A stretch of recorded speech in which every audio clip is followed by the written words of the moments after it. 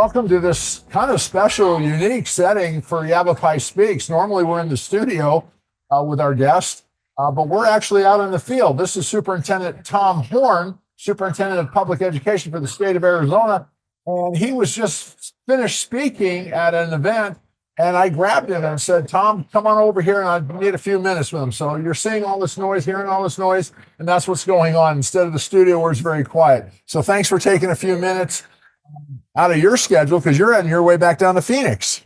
Okay, so this speech I just gave is here in Prescott. Yeah, you're in Prescott. Yeah, and we're up here talking about schools and what you've accomplished. And he's running again for superintendent. So I wanted to snag him for a couple of questions because I think he's done a tremendous job these last couple of years as superintendent. So with that format, let me just ask this question. You've been involved in education for a long time. I don't know if the public knows this, but you were involved in school boards, chairman of a school board, superintendent of education for 8 years, then attorney general. Now you're back. I'm going to ask Tom, what's been a surprise for you this time going into the superintendent's office? The surprise is how much work it is. Yeah. Because my predecessors have messed things up. When I came in 2003 to 2011, it wasn't so bad. Now it's very bad. I have to work really hard to get the focus back on academics. I noticed down in the Phoenix market, the Isaiah School District is really having a financial problem. Yeah. And are they going to bail out of that? Well, they did. They made a deal with another school district to lease and release some buildings, and that takes care of the immediate financial problem. My job was to be sure that there was some solution because I didn't want 5,000 students on the street without a chance to get an education. Is this something that's like a ripple effect across Arizona? You're noticing either other schools or school districts having a financial? No, this is the worst thing I've ever seen. Okay. Is there a problem with students being pulled out of public schools and doing charter schools or homeschooling? Well, the student population's gone down. The way for the public schools to deal with that is to do a better job with academics, and the parents won't want their kids to leave. And I know you are really promoting that. Yeah. Big time. Yeah. Your predecessors really didn't, in my opinion. Yeah. And you are really going back to reading, writing, and arithmetic. That's right. Okay. Now, here's something that I just learned today. 29%, if I got this right now, 25% absence rate in grades 1 through 8. 29% of the students had more than 18 days not in school. We can't teach them if they're not in school. No, we can't. So we need to take strong efforts to correct that. What do you think is the genesis of that? I mean, you've been in education a long time. You are a subject matter specialist. What's going on? Well, in the old days, I like that. In the old days, right, eight absences, you fail the course. Yeah. 5 tardies is an absence. Then the parents had an incentive to send the student to school because they didn't want the student to flunk. They wanted the student to graduate on time. That was taken away. I want to bring that back. Very nice. I'm going to push you. Not very often. I have my GED, so he can't take that away from me. I'm going to push you, not to trick you, but why do you think there's such an absentee rate today compared to 10, 20 when we were going to school? I think what's going on? Because we don't have the old rules for which there are okay. consequences for parents. Parents need to have the idea that they need to get their kids to school. And something's missing in that regard. Yeah. We've seen a change in our society. We have administrators that are much too lax.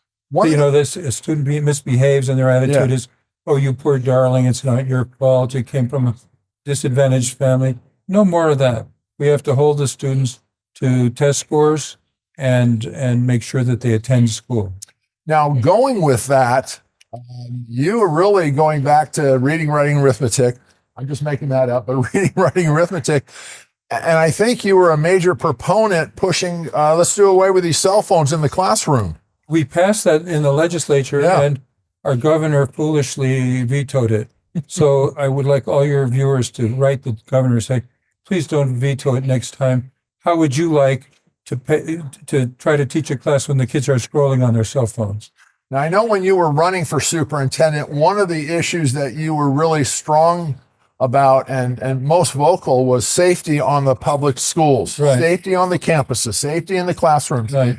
And if I'm not mistaken, I think you went ahead and worked out magic, if you'll allow me, to bring in 500 police officers throughout the schools. Yeah, when I took office, there were 190. We got it up yeah. to 565. And that's made things just measurably much safer. Right. And the students and the teachers, faculty feel better Right. about that. Yeah. That's a huge plus on your side also. That just hasn't really been publicized that much. Okay. Teachers carrying firearms. Now, I'm glad my teachers didn't, because I think I would have been in trouble, but teachers carrying firearms. How's that going? And is that controversial? When I was Attorney General, I had a proposal that a principal would choose one teacher, hopefully a veteran of the military or a retired police officer who knew how to handle weapons, and the Attorney General's office would give free training so that they'd be well trained. Because if you're going to have a gun on the campus, you have to be well trained. And it failed, unfortunately. People said, we want gun-free schools. Well, saying you want a gun-free school is like saying, come get me, I'm an easy victim. So I favor that very much. Great. Last question, and I'll let you go back down to Phoenix. Teacher pay raises. Now, I think you helped promote that, and you were not opposed to it in any way. And then I believe a legislator even went ahead and passed legislation. Yeah, Matt Gress, a Republican legislator, had a bill to raise teacher salaries by $10,000. We would have been in the top 10 in the country in starting salaries. And the teachers union actually opposed it, if you can believe that. And so the Democrats opposed it. It makes absolutely no sense. These people are really unique, aren't they? Yeah. I mean, they sit and argue about teacher privileges or needs, and then you get them a $10,000 pay raise, and then they veto it. They voted against it? They voted against it and put pressure on Hobbs, who vetoed it. It makes no sense. I wouldn't want to be superintendent. All right. One last question, but before I give you a minute to think about this. Yeah. He's been up here in Yavapai County, Prescott, speaking to a large organization. I grabbed him, and he's on his way back down.